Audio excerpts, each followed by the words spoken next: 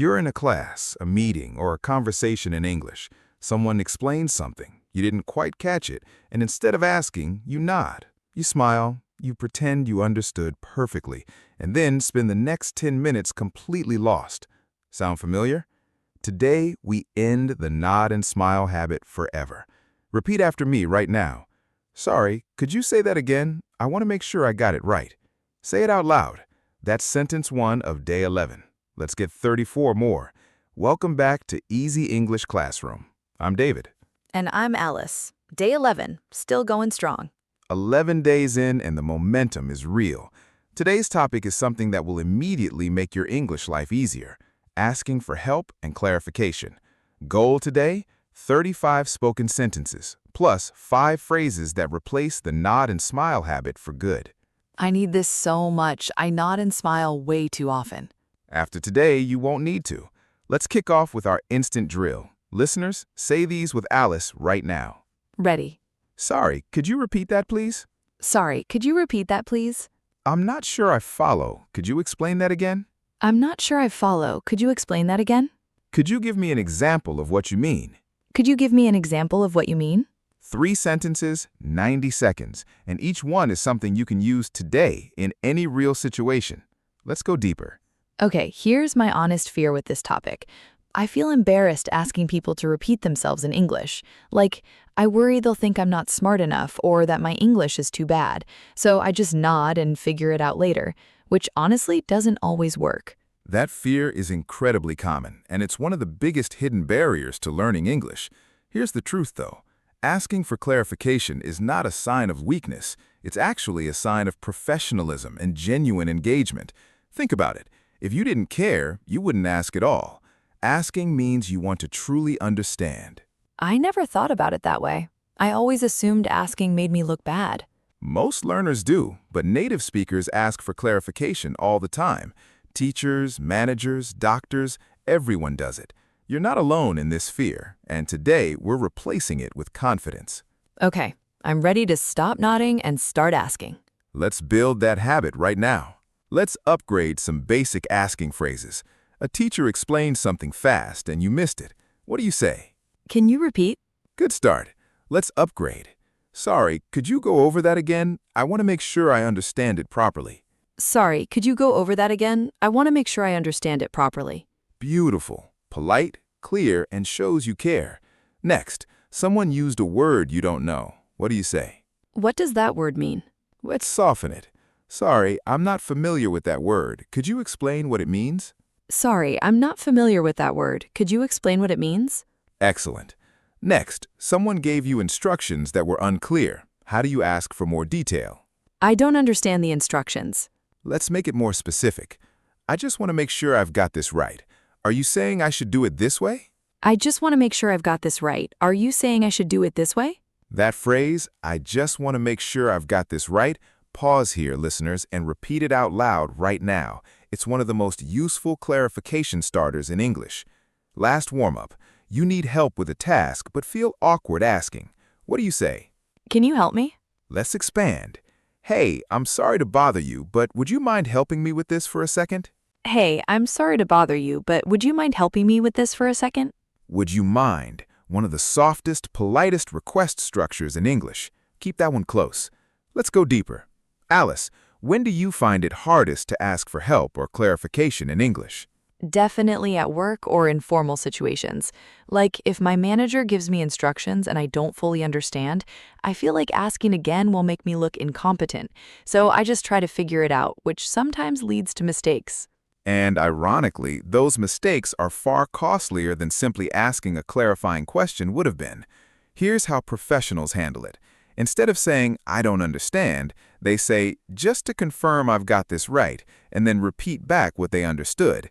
It shows active listening, not confusion. Oh, so you restate what you think they said, and that itself is the clarification. Exactly. It's called paraphrasing to confirm.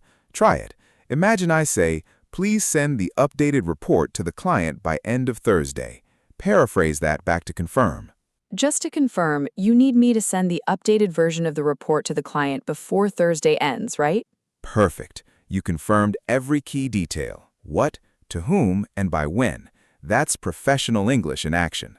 And it doesn't sound like I don't understand. It sounds like I'm being thorough and careful. Precisely. Now here's the grammar point. Notice how many of our clarification phrases use could and would instead of can and will. Could you explain sounds politer than can you explain. Would you mind sounds softer than do you mind.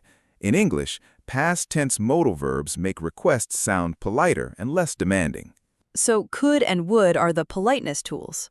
Exactly. Think of them as your politeness toolkit. Now here's today's idiom. When something finally becomes clear after being confusing, we say it clicked. Like, I read the instructions twice and then it just clicked. Oh, I love that because that's exactly what happens sometimes. You hear something multiple times and then suddenly it clicks. Try it in a sentence about your English learning.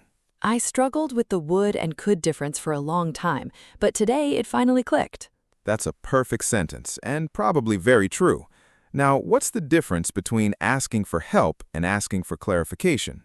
I think asking for help means you need someone to do something or guide you, while asking for clarification means you just need a better explanation of something you already heard. That's a really clear distinction, exactly right.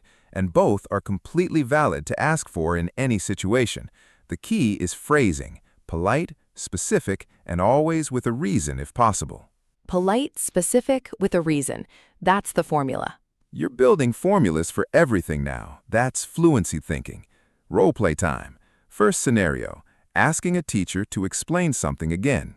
I'll be the teacher. So, as we discussed, the passive voice is formed using the verb to be plus the past participle. Any questions? Sorry, could you go over that one more time? I think I almost got it, but could you give a quick example so it clicks for me? Of course. For example, instead of the chef cooked the meal, in passive voice, it's the meal was cooked by the chef. Does that help? Yes, that makes much more sense now. Thank you so much for the example. That was wonderful. You asked for both a repeat and an example, which gave the teacher two ways to help you. And you used so it clicks for me naturally. I used today's idiom without thinking about it. That's the magic of active learning. Second scenario, clarifying instructions from your manager at work. I'll be your manager. I need you to coordinate with the design team and make sure the new materials are ready before the client call. Just to confirm I've got this right, you'd like me to contact the design team and ensure the materials are finalized before our call with the client. Do you have a specific deadline in mind for when I should have everything ready?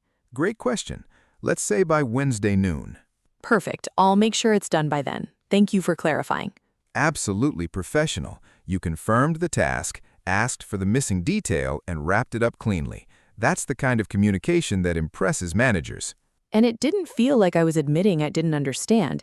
It felt like I was being careful and thorough. Exactly the impression you want to give. Third scenario, asking a stranger for help finding something in a supermarket. I'll be the stranger. Hi, sorry to bother you. Would you mind helping me find the pasta aisle? I've been looking for a while and I can't seem to find it. Sure. It's just down that way, past the cereal section, on your left. Amazing. Thank you so much. Past the cereal section and on the left. Got it. Perfect. Polite opening, clear request, and you repeated the directions back to confirm. All three habits in one short conversation. These role plays are genuinely building my confidence every single day.